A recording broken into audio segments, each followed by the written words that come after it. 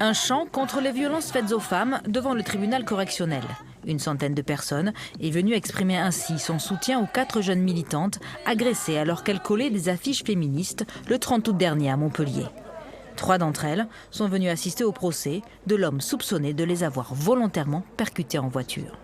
Ce procès, il aurait été difficile, mais avec tout le monde qui est là aujourd'hui, ça va l'être beaucoup moins. J'aimerais bien qu'il y ait une peine, mais c'est surtout en fait pour donner l'exemple en fait que ce genre d'acte c'est inacceptable et que ça doit être condamné.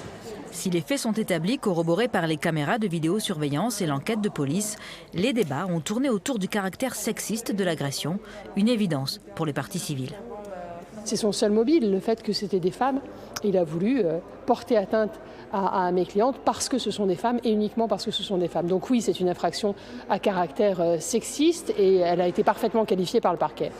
De son côté, le prévenu a nié en bloc être l'auteur de l'agression.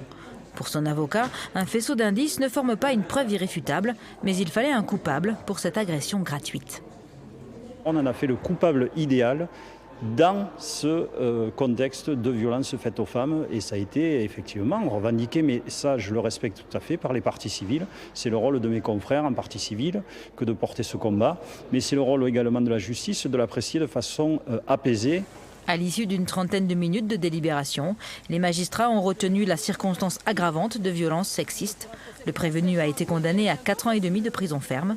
Il a 10 jours pour faire appel du jugement. C'est important pour moi. C'est moi qui vais pleurer.